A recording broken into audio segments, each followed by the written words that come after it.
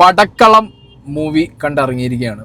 എന്താണ് നിങ്ങൾക്ക് പടക്കളത്തിനെ കുറിച്ച് പറയുന്നത്? ഈ പടക്കെന്ന് അവരെന്നെ പ്രൊമോഷനിൽ പറഞ്ഞിട്ടേ സാധനം ഇപ്പോൾ ആയാലും പടക്കം വരുന്നത്. സംഗതി ഒരു പടക്കമല്ല, ഒരു മാലപ്പടക്കാണല്ലേ. പടക്കളം. ഞാൻ സായി. ബാക്ക് ഈ ആരടാ? ഈ സ്നേഹയോ? ഞാനാരാണ് ഇപ്പോ? ഞാൻ ഇത്തുബായിയാ. പടം കഴിയുന്ന എല്ലാവർക്കും അത് തന്നെയാണ് അവസ്ഥ. ഇത് ഒരു ആസ് യൂഷ്വൽ കോളേജ് സ്റ്റോറിയാണെന്ന് വിചാരിച്ച് കയറിയ ഇന്ത്യ പാകിസ്ഥാൻ അടിച്ച പോലത്തെ നേരത്തെ അല്ലേ ജിത്തുബായി അങ്ങനെയാണ് പടം കഴിഞ്ഞിട്ട് ഇറങ്ങിയിട്ട് പറഞ്ഞത്. മോക്ട്രിയിൽ കാത്തിരുന്നപ്പോൾ അപ്പുറത്ത് ശരിക്കും അടിയിട്ട അവസ്ഥയാണ് തിയേറ്ററിൽ കയറിയപ്പോൾ. നമ്മൾ എക്സ്പെക്ട് ചെയ്യുന്നത് ഒരു ആസ് യൂഷ്വൽ യൂത്ത് വൈബിലുള്ള ഒരു കോളേജ് സിനിമ എന്ന് പറഞ്ഞിട്ടാവും കയറുന്നത്. ചിലപ്പോൾ ട്രെയിലർ കാണുമ്പോഴും നമുക്കിങ്ങനെ വിചാരിക്കാം എന്തോ ഉണ്ട് എന്നുള്ളത്. ആ എന്തോ അല്ലേ അത് വലിയൊരു എന്തോ ആണ് അല്ലേ. അതൊരു ഒന്നൊന്നര എന്തോ. സിനിമ ഇറങ്ങുന്നതിന്റെ മുന്നേ നമ്മൾ വിചാരിക്കേണ്ടതും സിനിമ തുടങ്ങി ഒരു ഹാഫ് ടൈം വരെ നമ്മൾ വിചാരിക്കുന്നതും അല്ല സിനിമ. അതെ. ഇപ്പം ഇതിൻ്റെ ഫസ്റ്റ് ഹാഫിൻ്റെ തുടക്കത്തിൽ തന്നെ നമുക്കൊരു 10-15 മിനിറ്റ് ഇങ്ങനെ ഭയങ്കര ഒരു ഐസ് കോൾഡ് ആയിട്ട് ഇങ്ങനെ പോകുന്നൊരു പടം. വളരെ നമ്മൾ വിചാരിക്കും നമ്മൾ എക്സ്പെക്ട് ചെയ്ത പോലെ തന്നെ എനിക്ക് എന്റെ പേഴ്സണൽ ആയിട്ട് പറയുകയാണെന്നുണ്ടെങ്കിൽ ആ ഒരു കുറച്ചൊരു ആ ഒരു കാമണിക്കൂർ ഉണ്ടല്ലോ, എനിക്ക് ഞാൻ ഇറങ്ങിപ്പോയി ചായ കുടിച്ചു പോകുന്നു. ആ സമയത്ത് എന്റെ ഒരു തോന്നൽ ഇങ്ങനെയൊക്കെയാണ് പടം മുന്നോട്ട് പോകണമെന്ന് തന്നെയായിരുന്നു ഞാൻ വിചാരിച്ചത്. അങ്ങനെ തന്നെ ആയിരുന്നു കേട്ടോ. ഞാനും വിചാരിച്ചത് പടം തുടങ്ങിയിട്ട് ഒരു 10-15 മിനിറ്റ് കോമഡികൾ ഏൽക്കുന്നില്ല, ഒരു ആസ് യൂഷ്വൽ കോളേജ് സ്റ്റോറി പോലെ അവർ നാലാളിരുന്ന് ഇങ്ങനെ സംസാരിക്കുന്നു. അതിനിടയ്ക്ക് ക്യാരക്ടേഴ്സ് ഷറഫുദ്ദീൻ അതിലാണെങ്കിൽ ഒരു നല്ല തമാശയും വരുന്നില്ല, വളരെ ചെറിയ ചെറിയ കാര്യങ്ങൾ കേൾക്കാത്ത ഒരു രീതിയിലാണ് 10-15 മിനിറ്റ് പോയത്. പിന്നെ തുടക്കത്തിൽ തന്നെ ഇന്ദ്രജിത്തിന്റെ ഒരു നറേഷൻ ഉണ്ട്, ഒരു ഹിസ്റ്ററി നറേഷൻ. അത് ഇത് നമ്മൾ എങ്ങനെ ബന്ധിപ്പിക്കും എന്നൊക്കെ ആലോചിച്ചിരുന്ന സമയത്ത് ഷറഫുദ്ദീന്റെ ക്യാരക്ടർ എൻ്റർ ആയതിനു ശേഷം അവിടുന്ന് ഈ ഷറഫുദ്ദീന്റെ ക്യാരക്ടറും കുട്ടികളും തമ്മിലൊരു ലിങ്ക് വരിക. ഷറഫുദ്ദീൻ വന്നപ്പോഴാണ് പടത്തിന് ശരിക്കും ജീവൻ വെച്ച് തുടങ്ങിയത്. ഷറഫുദ്ദീൻ വന്നപ്പോഴും തുടക്കത്തിൽ ഇത് വെറുപ്പിക്കുമോ എന്നുള്ളൊരു ഫീൽ എനിക്ക് ഉണ്ടായിരുന്നെങ്കിലും ഷറഫുദ്ദീന്റെ ക്യാരക്ടറും കുട്ടികളും തമ്മിലൊരു ലിങ്ക് വന്നോട് കൂടിയിട്ട് കളി മാറി മക്കളെ. പിന്നെ ഫസ്റ്റ് ഹാഫ് കഴിഞ്ഞപ്പോഴും മനസ്സിനകത്ത് എന്താ പറയുക, ചായ കുടിക്കാൻ പോകുമ്പോൾ ഇതിന് എന്തായിരിക്കാം, ഇതെങ്ങനെയാവും. അപ്പോൾ നമ്മൾ എക്സ്പെക്ടേഷൻ വെക്കുന്നുണ്ട്, നമ്മളൊരു സാധനം വെക്കുന്നുണ്ട്, പ്രഡിക്ഷൻ ഇതിങ്ങനെ ആയിരിക്കും. ആ ഒരു പ്രഡിക്ഷൻ്റെ മുകളിലാണ് നമ്മൾ കയറുന്നത്. അപ്പോൾ ഫസ്റ്റ് ഹാഫ് അങ്ങനെ ഒരു ബ്രില്യൻ നോട്ടിൽ കൊണ്ടുപോയിട്ട് വെച്ചു. കാരണം ഇത് എക്സിക്യൂട്ട് ചെയ്യാന്ന് പറഞ്ഞാൽ ഭയങ്കര പാടാണ്. കാരണം അവർക്ക് തന്നെ കൺഫ്യൂഷൻ സിനിമയിൽ അഭിനയിക്കുന്നവർക്ക് അവരോട് ചോദിച്ചാറുണ്ട്, അവർക്ക് ആകെ കൺഫ്യൂഷൻ ആയിരിക്കും. കാരണം ഇത് മര്യാദയ്ക്ക് എടുത്തില്ലെങ്കിൽ എസ്പെഷ്യലി ഇതിന്റെ സെക്കൻഡ് ഹാഫ് കിണ്ണം കാച്ചി നല്ല ബ്രില്യൻ്റ് ആയിട്ടാണ് ഇതിന്റെ ഡയറക്ടർ മനു സ്വരാജ് കൊണ്ടുപോയി വെച്ചിട്ടുള്ളത്. കാരണം അതിന് എവിടെയെങ്കിലും ഒരു അണുമായിട്ട് അങ്ങോട്ടോ ഇങ്ങോട്ടോ സ്ക്രീൻ പ്ലേയിൽ പാളിക്കഴിഞ്ഞു കഴിഞ്ഞാൽ ഇരിക്കുന്ന പ്രേക്ഷകരടക്കം കൺഫ്യൂഷൻ അടിച്ച് പോകുന്ന രീതിയിലുള്ള ഒരു സാധനമാണ്. ഇതിൽ സിനിമ ചെയ്യുന്ന സമയത്ത് അവർക്ക് കുറച്ച് ഇനിയിപ്പോൾ ക്യാരക്ടേഴ്സ് കുറച്ച് അങ്ങോട്ടും മാറിയാലും ആൾക്കാർ അറിയാൻ പോകുന്നില്ല എന്ന് മനസ്സിലായി. കാരണം നമുക്കൊരു പിടുത്തല്ല ഇതിൽ ആരൊക്കെ എന്തൊക്കെയാണ് റോളുകൾ ചെയ്യുന്നത്.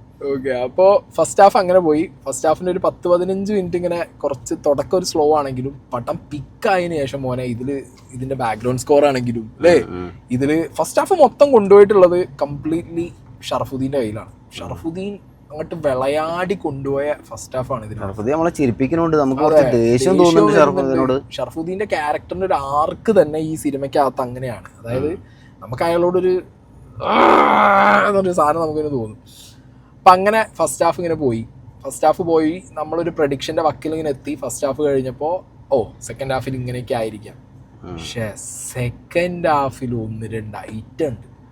അത് സത്യം പറഞ്ഞു കഴിഞ്ഞാൽ നമ്മളുടെ ഗസ്സിനെ അത് പൊളിച്ചു കളഞ്ഞവർ. എന്നാൽ ഈ സംഗതി നമ്മൾ വേറെ കുറേ പടങ്ങളിൽ കണ്ടതുമാണ്. ഓക്കെ, എന്നാൽ പോലും നമുക്കൊരു പുതുമ ഫീൽ ചെയ്യുന്ന രീതിയിലുള്ള ഒരു സംഭവമാണ്. കാരണം എന്താ അറിയോ, നമ്മൾ ആ ബ്രേക്കിലേക്ക്, അതായത് നമ്മളെ എക്സ്പെക്ടേഷൻ്റെ ബ്രേക്ക് ചെയ്ത് കൊണ്ടുവച്ച സെക്കൻഡ് ഹാഫിലെ സിറ്റുവേഷൻ എന്നൊക്കെ പറഞ്ഞു കഴിഞ്ഞാൽ അത്രയും കിടിലനായിട്ടാണ് അവരത് എക്സിക്യൂട്ട് ചെയ്തിട്ടുള്ളത്. അതെനിക്ക് ഭയങ്കര ഇഷ്ടമായി. പിന്നെ സെക്കൻഡ് ഹാഫ് നോക്കണ്ട. സെക്കൻഡ് ഹാഫ് ഞാൻ നേരത്തെ പറഞ്ഞ ഒരു 15 മിനിറ്റിൽ ഏൽക്കാത്ത ചിരികളാണെങ്കിൽ സെക്കൻഡ് ഹാഫ് ഉള്ളി ചിരിച്ച് ചത്ത് പണ്ടറങ്ങിപ്പോയി. ആദ്യം തണുത്ത കോമഡി പറഞ്ഞ് ആ 3 പയ്യന്മാർ തന്നെ ഇരുന്നിട്ട് പിന്നെ നമ്മളെ ചിരിപ്പിക്കുന്ന കുറെ കോമഡികളും പരിപാടികളും ഉണ്ട്. പേരും അല്ലേ തകർത്തു. ജിതിൻ എന്ന് പറഞ്ഞ ക്യാരക്ടർ ചെയ്ത ആ ക്യാരക്ടറിന്റെ ചേഞ്ച് രണ്ടും ഭയങ്കര ഇഷ്ടമായി എനിക്ക്. ആളെ ചേഞ്ച് കാരണം ഫേസിലും ഒക്കെ നല്ല വ്യത്യാസം. സന്ദീപ് നല്ല കിടിലനായിട്ട് റോൾ ചെയ്തിട്ടുണ്ട്. സാഫ് ബോയ് ഒരു നേർഡ് സാധനമാണ്. സഫ്വാൻ ഒരു നേർഡ് എന്ന് പറഞ്ഞു കഴിഞ്ഞാൽ കൂട്ടത്തിലെ ബ്രില്യൻസ്. എനിക്ക് സഫ്വാൻ എന്താ അറിയോ, സഫ്വാൻ ഇപ്പൊ ശരിക്കൊരു മലയാള സിനിമാക്കാരനായ ഒരു ഫീൽ. ഇത് ഞങ്ങൾ പറയാൻ കാരണം സഫ്വാൻ നമ്മളപ്പം ക്രിക്കറ്റ് കളിച്ചിരുന്ന ഇവിടെ മലപ്പുറത്ത് തന്നെയുള്ള നമ്മൾ ആ ഒരു കുറെ ചെറുപ്പം മുതലേ ഉള്ള ഒരു ബന്ധമാണ്. അപ്പൊ അവന് അതിൽ നിന്നൊരു സിനിമാക്കാരന്റെ ഫീൽ കിട്ടുമ്പോൾ വി ആർ പ്രൗഡ്. നമ്മള് ലാസ്റ്റ് പ്രാവശ്യം സഫാനെ അതേ സ്ഥലത്ത് ഇവിടെ വെച്ചിട്ടാണ് കണ്ടത്. ഫ്രൂട്ട്സ് കടയിൽ അപ്പുറത്തെ ജിമ്മിലാണ് സഫാൻ പോക്ക്. അപ്പൊ അവിടെ തന്നെ ഒരു കോയിൻസിഡൻസ് അല്ലേ വീഡിയോ ചെയ്യുന്നത്. സാഫ് ബോയ് ഒരു നേർഡ് ക്യാരക്ടറാണ് ഇതിൽ. അത് കൂട്ടത്തിലെ ബുദ്ധിജീവി ബ്രില്യൻസ് കണ്ടുപിടിക്കുന്ന ആള് സാഫ് ബോയ് ആണ്. പിന്നെ ആ ബഞ്ചിന് തന്നെ ഈ ഡയറക്ടർ കൊടുത്തൊരു സാധനം കണ്ടോള്, ഇവര് സൂപ്പർ ഹീറോസിന് അഡിക്റ്റ് ആണ്, കോമിക് ബുക്കിന് അഡിക്റ്റ് ആണ്. ഇവരുടെ ഓരോ ഫ്രെയിമിന് താഴെയും സൂപ്പർ ഹീറോസിന്റെ റെഫറൻസ് വെച്ചിട്ടുണ്ട്. അത് കൊണ്ടുപോയി കണക്ട് ചെയ്ത സീനോ അതാണ് സാധനം ഉണ്ടല്ലോ. അതൊരു 1.5 തിയേറ്റർ ഫുള്ള് അട്ടാസിച്ചൊരു സാധനം ഇതല്ലേ. ഒരാള് വിടാതെ ആ സീനുണ്ടല്ലോ, തലയില് കൈ വെച്ച് ചിരിച്ചൊരു സീനുണ്ട് മക്കളെ. നമ്മളാണെങ്കിൽ ഇപ്പൊ അതൊരു കിണ്ണം കാഴ്ചയായിട്ട്. പക്ഷെ വരാത്തൊരു കോമഡി കണ്ടിട്ടില്ല. ആ സാധനത്തിൽ കണക്ട് ചെയ്ത ബ്രില്യൻസും എനിക്ക് ഭയങ്കര ഇഷ്ടമായി. ടീഷർട്ട്സ് ആണെങ്കിലും ബാക്കിലുള്ള ഓരോ ഫ്രെയിമിൽ ഇവർ വെക്കുന്ന ഈ സൂപ്പർ ഹീറോ റെഫറൻസ്, ഈ കോമിക് ബുക്കിന്റെ ഈ സാധനം, കോമിക് ബുക്ക് എന്നല്ല ഈ അഡ്വഞ്ചർ കൈൻഡ് ഓഫ്, പിന്നെ കുറെ ഈ അവഞ്ചേഴ്സ് റെഫറൻസ് അങ്ങനെയൊക്കെ വരുന്ന ലാപ്ടോപ്പിന്റെ ബാക്കിലാണ് മിന്നൽ മുരളി. കുറെ സാധനങ്ങള് ഇത് അങ്ങനത്തെ ഒരു സാധനമാണ് അവരുടെ ക്യാരക്ടേഴ്സ് മൊത്തം. ഓക്കെ, അപ്പൊ അതില് അല്ല അത് അവരങ്ങനെയാണെന്ന് തോന്നിപ്പിക്കാൻ വേണ്ടിട്ടാണ് സാഫ് ബോയ് പറയണല്ലേ, ഞാനൊരു സിനിമ ചെയ്യാൻ പോവാണ് മിന്നൽ മുരളി പോലെ. അതായത് ഇതിനകത്ത് കുറെ ഒരു സൂപ്പർ നാച്ചുറൽ എലിമെന്റ്സ് കയറ്റാൻ വേണ്ടി വെച്ച സാധനങ്ങളാണ്. അതൊക്കെ വർക്കായിട്ടോ, കംപ്ലീറ്റ് സാധനങ്ങളും വർക്കായി. പിന്നെ എടുത്തു പറയേണ്ട ഒരാള് ഇതില് സുരാജ് വെഞ്ഞാറമ്മൂട്. ഫസ്റ്റ് ഹാഫില് കരുവേപ്പിലയാണെന്ന് വിചാരിച്ച സുരാജ് വെഞ്ഞാറമ്മൂട്, ഞാൻ സീരിയസ് ക്യാരക്ടർ കരുവേപ്പില ഫസ്റ്റ് ഹാഫ് വന്ന് പോയി വിചാരിച്ചാ ഇയാളതിൽ എന്തൊക്കെയോ ചെയ്യാനുള്ള ഒരാളെന്ന്. സെക്കൻഡ് ഹാഫില് ആ 15 മിനിറ്റിലാട്ടോ ഈ വെറുപ്പിക്കുന്ന സാധനം വന്നത്. ആദ്യത്തെ 15 മിനിറ്റിലാണ് സുരാജിന്റെ ഒരു ക്യാരക്ടറിന്റെ ചേഞ്ച് ഒക്കെ. ആദ്യം അയാൾ ഭയങ്കര ശരിക്കും ലെക്ചർ നിൽക്കണ രസമായി. സെക്കൻഡ് ഹാഫിലൊക്കെ സുരാജ് വെച്ച വെപ്പ് എന്ന് പറഞ്ഞു കഴിഞ്ഞാൽ സുരാജാണ് സെക്കൻഡ് ഹാഫ് കൊണ്ടുപോയത്. ഫസ്റ്റ് ഹാഫ് മൊത്തം ഷറഫുദ്ദീൻ കൊണ്ടുപോയെങ്കിൽ സെക്കൻഡ് ഹാഫ് മൊത്തം കൊണ്ടുപോയത് സുരാജാണ്. കാരണം സുരാജിനെ നമ്മൾ എന്താ മാറ്റം എങ്ങനെയൊന്നും പറയുന്നില്ല, പക്ഷെ സുരാജ് സെക്കൻഡ് ഹാഫിൽ നമ്മളെ ആക്ച്വലി അയാളുടെ കപ്പാസിറ്റി എന്താന്ന് കാണിച്ചു. അല്ല ഇതിൽ ഇവർക്ക് എല്ലാവർക്കും നല്ല സന്ദീപ് പ്രദീപ് പോലത്തെ റോളുള്ള ആളുകളാണ്. സന്ദീപ് പ്രദീപിനെ എടുത്തു പറഞ്ഞു. സന്ദീപ് പ്രദീപിന്റെ ക്യാരക്ടറിൽ സന്ദീപ് പ്രദീപ് പിടിച്ച ബോഡി ലാംഗ്വേജ്, മാനറിസം ഒരുപാട് നമുക്കിനി മലയാള സിനിമയിലെ ഫ്യൂച്ചറിലും ഇപ്പൊ ജിംഖാനയിൽ നമ്മൾ ഓബിയസ്ലി കണ്ടതാണ്. ഒരുപാട് നമുക്ക് എന്തുണ്ട് ഇപ്പോഴുള്ള സിനിമകളിൽ എല്ലാം ഉള്ളൊരു പ്രത്യേകതയാണ്. അതുപോലെ ഇപ്പൊ എല്ലാവരും ടാലന്റഡ് ആണ്, വളരെ നാച്ചുറൽ ആയിട്ട് സംസാരിക്കുന്നതും എല്ലാം. ഇപ്പൊ ഈ സിനിമയിലാണെങ്കിൽ അവര് കോളേജിൽ സംസാരിക്കുമ്പോ ആണല്ലേ ഒരു അച്ചടി രീതിയിലൊന്നും സംസാരിക്കാതെ നമ്മള് ഫ്രണ്ട്സ് ഒക്കെ തമ്മിൽ സംസാരിക്കുന്ന പോലെ തന്നെയാണ് പടം. എനിക്ക് ഇവരെ കൂട്ടത്തേക്ക് ഒട്ടും കേറാത്തതായിട്ട് തോന്നിയത് നിരഞ്ജന ചെയ്ത ക്യാരക്ടറാണ്. അതിനൊട്ടും എനിക്ക് ഇവരുടെ ഇടയ്ക്ക് അത് അങ്ങോട്ട് മിക്സ് ആവാത്ത എനിക്ക് തോന്നി. ബോസ് അത് മിക്സ് ആവാത്ത എന്താണെന്ന് അറിയോ, അതൊരു ആവശ്യം പോലും ഇല്ല എന്നുള്ളത് തോന്നി എനിക്ക് ആ ക്യാരക്ടർ. ആ ക്യാരക്ടർക്ക് എനിക്ക് തോന്നുന്നത് കുറച്ചും കൂടി ഫ്രഷ് ഫേസ് ആണെന്നുണ്ടെങ്കിൽ ഞാൻ അവർ ചെയ്ത മോശം എന്നല്ല പറഞ്ഞു. അല്ല അവർ എനിക്ക് ആ ക്യാരക്ടറാണ് എനിക്ക് തോന്നിയത്. കാരണം ഇതിപ്പോ മറ്റേ ജിതിൻ എന്ന് പറയുന്ന ക്യാരക്ടർ ഇത്രയും ഒരു പാവത്താനാണെന്ന് കാണിക്കാനോ എന്തിനാണ് അത് വന്നതെന്നുള്ളത് എനിക്കും തോന്നി. പിന്നെ അത് നമുക്ക് ഒരു ഇമ്പോർട്ടന്റ് ആണെന്നൊന്നും തോന്നിയില്ല. അപ്പോ അങ്ങനെ ആ നിരഞ്ജന ചെയ്ത ക്യാരക്ടർ ലൈക്ക് എന്താ പറയാ ഒരു ഫ്രഷ് ഫേസും കൂടി ആയിരുന്നെങ്കിൽ ചിലപ്പോ ഒരു പേഴ്സണൽ കാര്യമാണ്, ഞാൻ എൻ്റെ ഒരു പേഴ്സണൽ കോള് പറഞ്ഞതാ.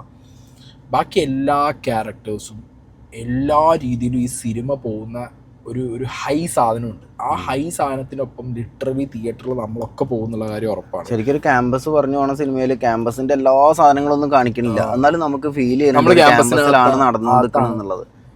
പിന്നെ മറ്റേ പാട്ട് വന്നു എനിക്ക് ഭയങ്കര ഇഷ്ടമായി. പടക്കളം, ഇത് കളിക്കളം, ടൈമിലാട്ടോ കറക്റ്റ് ടൈമിൽ അതിൽ കുറെ സാധനങ്ങൾ ഹാപ്പനിങ് ആവുകയാണ്. ഇതിന്റെ റൈറ്റേഴ്സ് നിതിൻ സി ബാബു പിന്നെ മനു സ്വരാജ്, ഇവർ രണ്ടുപേരെയാണ് കാണുന്നത്. ആരാണ് എഴുതിയതെന്നുണ്ടെങ്കിലും ഒരുമാതിരി എന്താ പറയാ ആളെ തലയ്ക്ക് മറ്റേ ഭ്രാന്ത് പിടിപ്പിക്കുന്ന എഴുത്തായി പോയി സെക്കൻഡ് ഹാഫില്. ഇത് അഭിനയിച്ച സമയത്ത് ഞാൻ ആലോചിക്കുന്നേ ഇതിന് കണ്ടിന്യൂറ്റി ഒക്കെ എങ്ങനെ ഇവർ പിടിച്ചിട്ടുണ്ടാവുക. ഞാനും അത് ആലോചിക്കല്ലേ. എന്താണെന്നറിയോ, ഈ കഥ എഴുതുന്ന സമയത്ത് ഈ കഥ എഴുതി നമ്മളെങ്ങനെ തലകുത്തനം മറിക്കാനുള്ള പൈസ അവർക്ക് കൊടുത്തത് വിജയ് ബാബുവാണ്. അപ്പൊ എഴുതുന്ന ആള് ചിലപ്പോ ഞാനാണോ വിജയ് ബാബു ഞാനാണോ എഴുതുന്നത് ആ അവസ്ഥയിലെത്തി ഉണ്ടാവും ചിലപ്പോ അവര്. സത്യം, കാരണം ഞാൻ അതല്ല കേട്ടെ, ഇതിന്റെ പ്രൊഡ്യൂസേഴ്സും ഇവരൊക്കെ എങ്ങനെ ഇപ്പൊ ഡയറക്ടറും കഥയുടെ ഭാഗമാണ്, ഇവരെങ്ങനെ ഈ കഥ പറഞ്ഞ് കൺവിൻസ് ചെയ്യാം. അതിപ്പോ ഇത് ഷർഫുദ്ദീന്റെ അടുത്തൊക്കെ ഈ കഥ പറയുന്ന സമയത്തും ആദ്യം ഷർഫുദ്ദീൻ ഇതൊക്കെ കൂടെ കേട്ടപ്പോ ഞാനാണോ സുരാജാണോ എന്തായാവുന്ന അവസ്ഥ. അങ്ങനത്തെ ഒരു എന്താ പറയാ, അത് ആ നറേഷൻ ഉണ്ടല്ലോ, ആ സ്ക്രീൻ പ്ലേ നറേഷനും അത് ഭയങ്കരമായിട്ട് കോൺട്രിബ്യൂട്ട് ചെയ്തിട്ടുണ്ട്. പിന്നെ ഇതിന്റെ എടുത്തു പറയേണ്ട വേറൊരാള്, ഇത് ഈ പടം കണ്ട ആൾക്കാർക്ക് നമ്മൾ ഫസ്റ്റ് തുടങ്ങുമ്പോ ഞങ്ങൾ ആരാന്ന് ചോദിച്ചത് നിങ്ങൾക്ക് മനസ്സിലാവുള്ളൂ. രാജേഷ് മുരുകേഷന്റെ കൊള്ളാം, ഐറ്റംസ് ഒക്കെ വെച്ചതൊക്കെ നന്നായിട്ടുണ്ട്. നല്ല ചില സാധനങ്ങൾ ഷർഫുദ്ദീനൊക്കെ കൊടുത്ത ചില ബാക്ക്ഗ്രൗണ്ട് സാധനങ്ങളൊക്കെ നല്ല അടിപൊളി സാധനങ്ങളായിരുന്നു. അപ്പം ആകെ മൊത്തം നോക്കിക്കഴിഞ്ഞ് കഴിഞ്ഞാൽ പടം എങ്ങനെയാന്ന് വെച്ച് കഴിഞ്ഞാൽ നമ്മൾ ഒട്ടും ഫസ്റ്റിലൊരു 10 മിനിറ്റിൽ എക്സ്പെക്ട് ചെയ്യാതെ ഇരുന്ന സമയത്ത് നമുക്കൊരുമാതിരി പൂന്തോട്ടം കൊണ്ടു തന്ന ഒരു അവസ്ഥയാണ് കിട്ടിപ്പോയത് അല്ലേ. പടക്കം എന്ന് പറഞ്ഞിട്ട് അവസാനം മാലപ്പടക്കത്തിനും തിരികൊളുത്തിയ അവസ്ഥയായിരുന്നു. നമ്മളിപ്പോ ഞാൻ പറയണതും ഞാൻ ചിന്തിക്കുന്നത് എങ്ങനെയാണ്, ഇത് പടം എന്ന് പറഞ്ഞാൽ ഇതിന്റെ മുകളിലേക്കൊരു പടമില്ല അങ്ങനൊന്നും അല്ല, കോമഡി ആകെ ജഗ പോകാന്നുള്ളതല്ല, വെറുപ്പിക്കാതെ കൊണ്ടുപോകുന്ന ഒരു സാധനം. Completely and like above average fun entertainment. അതാണ് എബോവ് ആവറേജ് ഫൺ എന്റർടൈൻമെന്റ് ആണ്. ഡെഫിനറ്റ്ലി കൊടുത്ത കാശ് മുതലാണ്. കിടിലം പടം. നമ്മൾ പടം കാണാൻ പോകുമ്പോൾ നമ്മളെ ടൈം ഒന്നും വേസ്റ്റ് ആയ പോലെ നമുക്ക് തോന്നുന്നു, എനിക്ക് തോന്നുന്നില്ല. നമുക്ക് എന്തായാലും തോന്നുന്നു കണ്ടിറങ്ങുമ്പോ സാറ്റിസ്ഫൈഡ് ആണ്. ഓർത്ത് ചിരിക്കാൻ കുറെ സാധനങ്ങളുണ്ട്, നല്ല പെർഫോമൻസുകളുണ്ട്. Out and out total entertainment package. ഒരു കുറച്ച് ആളുകളൊക്കെ വെച്ചിട്ട് decent execution, very decent execution. നേരത്തെ പറഞ്ഞ പോലെ വേണമെങ്കിൽ ഇതൊരു ഹൈ കാസ്റ്റ് ഇട്ട് ഹൈ പ്രൊഡക്ഷൻ വാല്യൂ ഇട്ടിട്ട് ഭയങ്കരമായിട്ട് എടുക്കാം. ഇല്ലെങ്കിൽ ഈ കഥേന്റെ മുകളിലുള്ളൊരു എന്താ പറയാ, ഒരു ഇതിൽ ഒരുപാട് കുളിപ്പിച്ച് വലിയ സംഭവങ്ങളൊക്കെ ഹൈഫൈ സുനാപ്പി സാധനങ്ങളൊക്കെ ആക്കാം. അല്ലാന്നുണ്ടെങ്കിൽ ഇത് വളരെ ഒരു ബേസ് ലൈനിൽ പറഞ്ഞ് വളരെ എന്താ പറയാ, ഇപ്പൊ ഷൈൻ ടോം ചാക്കോന്റെ പടത്തിന്റെ പേര് നമ്മളെടുത്ത് പറയുന്നില്ല, അത് രസം കൊല്ലിയാവും. ഷൈൻ ടോം ചാക്കോന്റെ ഒരു പഴയ പടത്തിന്റെ രീതിയിലൊക്കെ ഒരുമാതിരി എന്താ പറയാ അങ്ങനെയും പറഞ്ഞിട്ട് പോവാം, ആ രീതിയിലൊക്കെ കൊണ്ടുപോവാം. കാരണം കൈൻഡ് ഓഫ് സിമിലാരിറ്റി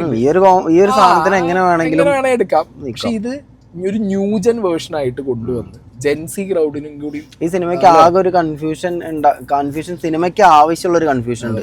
ആ കൺഫ്യൂഷൻ ഉണ്ടാക്കുക എന്നുള്ളത് തന്നെയാണ് ഈ സിനിമേന്റെ വിജയം. അവർക്ക് ആ കൺഫ്യൂഷൻ സക്സസ്ഫുള്ളി അവർക്ക് ചെയ്യാൻ പറ്റി, അത് നമുക്കത് ഡെലിവർ ആവും ചെയ്തു. ഓക്കെ, ചിലപ്പോൾ മിക്കവാറും ഈ പടം കഴിഞ്ഞിറങ്ങണ ചിലപ്പോൾ ചില ആളുകളൊക്കെ പറയുന്നത് ആകെ ഒരു കൺഫ്യൂഷൻ, അത് തന്നെയാണ് ആ പടത്തിന്റെ സംഭവം. ഇപ്പൊ ഞാൻ ജിത്തുബായി, ഇത് സായി, ബാക്കിൽ സ്നേഹ. അപ്പൊ പ്രഭിയുടെ സിനിമ കാണാനാണല്ലോ സിനിമ കാണാനല്ലോ ഞങ്ങൾ വന്നത്. അപ്പൊ ഓക്കെ ബൈ.